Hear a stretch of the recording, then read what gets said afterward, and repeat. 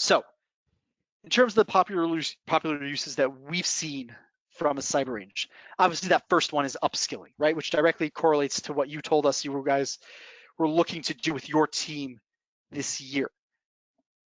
You will see that you can develop skills within a range environment that are going to be much more practical and hands-on. Your team is not just going to say, oh, do I know how to analyze network traffic? We're going to analyze network traffic in the midst of an attack, right? So you're going to learn how to do that quickly. You're going to learn how to analyze that data super quick because network downtime is a concern.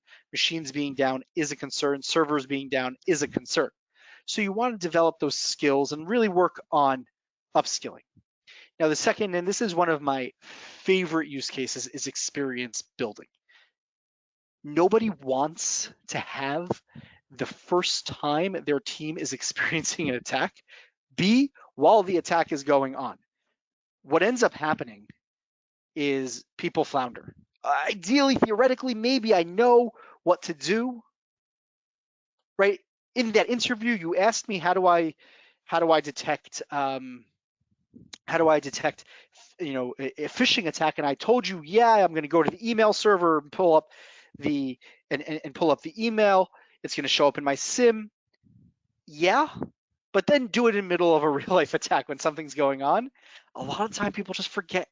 So having that experience and understanding where you should be applying your skills, when you should be applying your skills, applying them under pressure will make your team perform significantly better. Now, many of you, I'm sure, spend quite a bit of time on your IR playbooks, right? They are exactly the playbook, right? They're exactly what we follow. So we test it based a lot of time on what the tools can do, but how often are we looking at it from a human performance perspective? Understanding who the best person on the team is to deal with a specific piece of an attack. Who's the best guy with Windows forensics? Who's my best guy with Linux forensics? Testing those playbooks, understanding who's going to play which role, who's the best guys for my incident command lead, which we see, by the way, all the time. One of the coolest stories that we have, we were running a cyber range session, all one team from an internal organization, and we tried to get people involved in the incident, and everyone was kind of shying away. And eventually, one of the most junior people on the team stepped up and became incident command. And all of a sudden, things started flowing. But this was not the guy that you're ever going to see step into a commander role, because you're going to have the regular team management's going to come in. Okay, this is a critical incident, we're going to run it. But every once in a while, you get the guys who are hands-on. The junior guys really do know what they're doing, but you're never going to see that in real life. Cyber ranges give you the chance to see that soft skill development. And the fourth is, from a lot of our research institutions, is doing malware research. Either it's building their own malwares to see how it would work, or taking an existing malware and seeing how it would perform on a specific network type. So you can really get a ton of value from a cyber range. Except there are some preconceived notions. The most common being cyber ranges are really expensive, right? The second being they require tons of resources to manage. The third, they take a long time to set up and configured, and some of you feel that they're just not worth it. Now, had we been having this talk even 2.5 years ago, I would have said to you, there's a chance you're correct. I spoke with an organization in the financial space less than a year ago who invested an absolute fortune, millions of dollars, in developing their own cyber range. And when we asked the cybersecurity leadership how often they use it, the response was, if we get to use it 4 times a year, that's great. Because by the time we get the IT guys available to configure the networks, then I get my purple team guys or my red team guys to configure the attacks or be available to run a blue versus red session. And then to figure out what scenario we're going to be running and what we're going to be doing and everything that's going to be happening. It just takes a really long time. So they said they're looking at 2 months of setup time for a 1-hour session. And the expense First of all, on the development side. Second of all, on the human cost side, is expensive. And that would have been right 2 years ago. Except due to the innovation of a lot of companies in the cyber range and cybersecurity skills development space, we actually now have software as a service versions of a range, which means they've now become affordable because now you can get access to one of these on a price per user on an annual basis. Everything comes pre-configured because you have a company that is dedicating their full-time efforts to this. You're getting pre-configured networks, pre-configured attacks, pre-configured tools, pre-configured everything.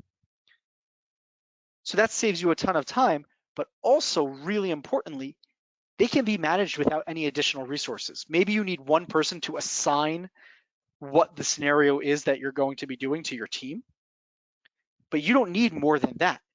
So you don't need, because a lot of these are built as self-service, you don't need to have instructors. You don't need to have 5 IT guys available. You don't need to have your red team available. And most importantly, because of the advancements we've seen in the world of cyber ranges and cyber skills development platforms, we can show clear, definable results. By training regularly on cyber ranges, we can actually show progress development over time. And that's really, really important because now we can start talking about the future. And now we can start developing capabilities. So let's take a look at where cyber ranges have evolved to now. And yes, we might have been talking about it in terms of a cyber range, but I like to call it cyber competence development. What we're developing is a capability. We're developing a competency in our cyber team. And that starts from hiring. Now we can start to evaluate our candidates using cyber range type systems. So we can actually get a feel for what these people can do. We did a survey at Cyberbit that we released at the end of the year last year, where one of the stats that we showed was that 70% of cybersecurity candidates are evaluated with a conversation alone. This boggles me. Again, I come from a computer science background, and I've never met a developer who didn't have to build, a backend developer who didn't have to build a database. I've never met a QA engineer who wasn't given a file of code, have to go and find the mistakes and correct them. Yet for some reason, in the world of cybersecurity, we have satisfied ourselves with talking to people and understanding theoretically, do they know how to deal with specific incident types or show their skill sets, because they're telling us ideally how they would do it. And it all sounds good and it all sounds great. But in my conversation with the financial SOC manager in the UK who had completed in a career in military service and cybersecurity, when I asked him if he knew how to use any tool hands-on, he said, no, but this is why I'm not a hands-on person, because I only know theoretically how to use any of my tools. So if we can get people hands-on, we can make our hiring better. The second is we can now start to understand where our team's skills and experience gaps lie. And we can start to measure this at the beginning. We can baseline ourselves and understand the benchmark. Where do we stand versus other cyber teams? And now what's really cool and what we started to see with a lot of these platforms, especially in the world of cyber competency development, is we're also building skills, and not just in that cyber range environment. A lot of the providers have now started to offer cyber labs that will in effect prepare your team for the cyber range experience, right? A live cyber attack across the entire kill chain, it's an intense experience. And if you're not prepared with the right skills, it can be easily deflating.